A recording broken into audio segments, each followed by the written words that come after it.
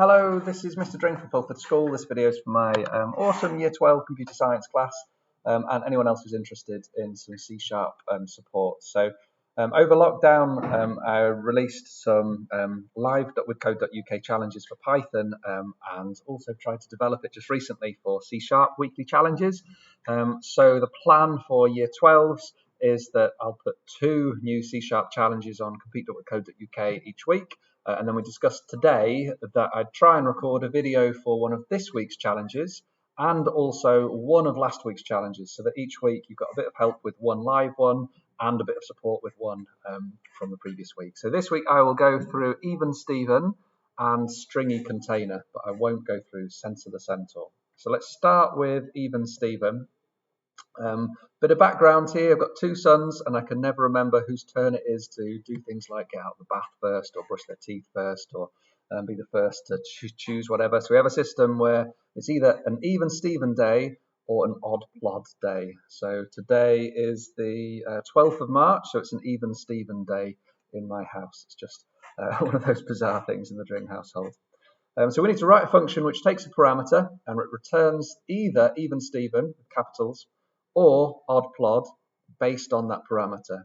So the function has to be called even or odd. It takes one parameter and that parameter is an integer and the return value is also an integer.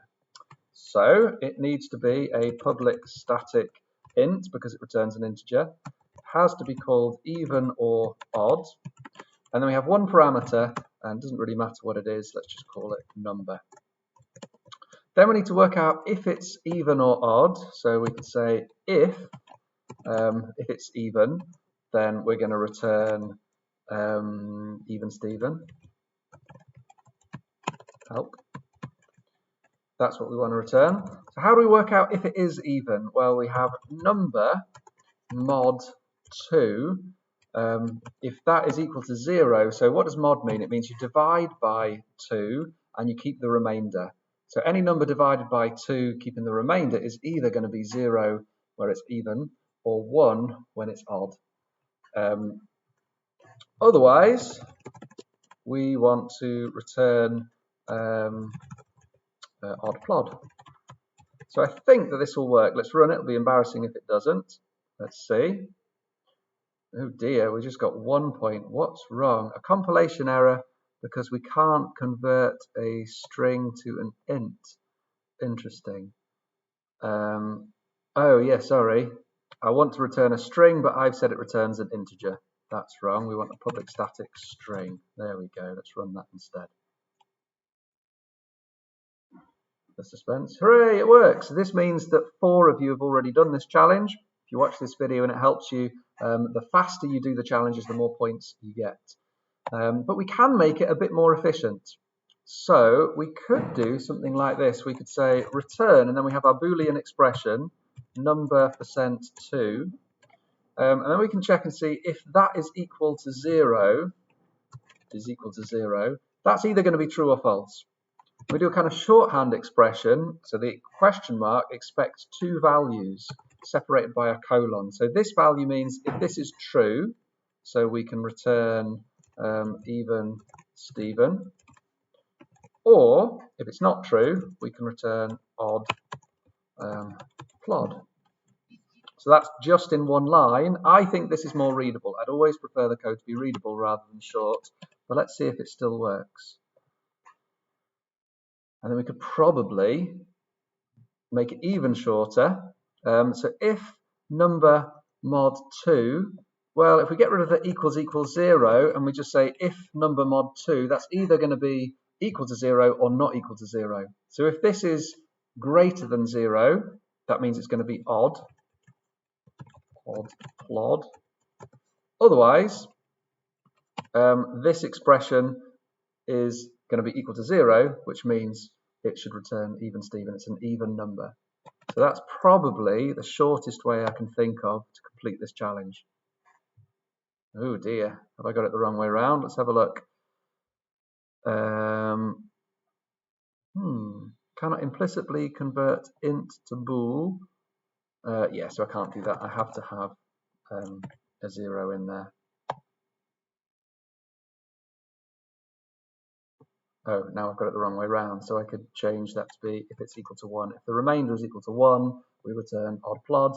Otherwise, return even Steven. So another way of writing it. Hooray! It works. So I would always recommend you make your code readable rather than short.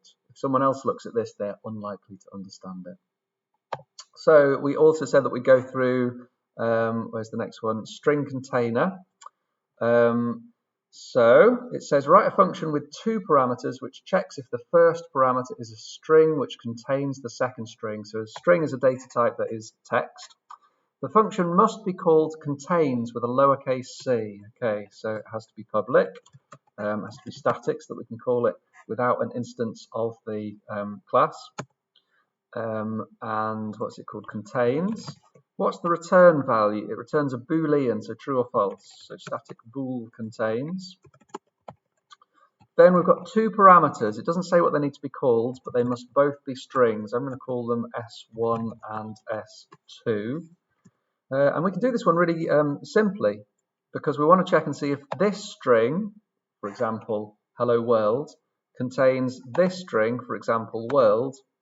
And in this case, it would return true because world is in hello world. So return s1 dot. Now all string objects have a built-in method called contains, and we can check and see if that string contains this string. So this will return either true or false, and then we return that from here. Hopefully it'll work. Let's see. There are other ways of doing it. I've seen some of you kind of iterating through all of the characters, but this is probably the easiest way to make it work. So I hope that's helpful. I haven't gone through yet Censor the Centaur. I'll go through that one next week, along with next week's challenges as well. If you're watching this outside of Fulford, you can still do the challenges. I'll put the links in the description, but you'll need to make a free account in order to run your code. And you'll need to get your school to sign up and make a team where you can track your progress. So get in touch if you want me to set that up in school. All the best. Bye-bye.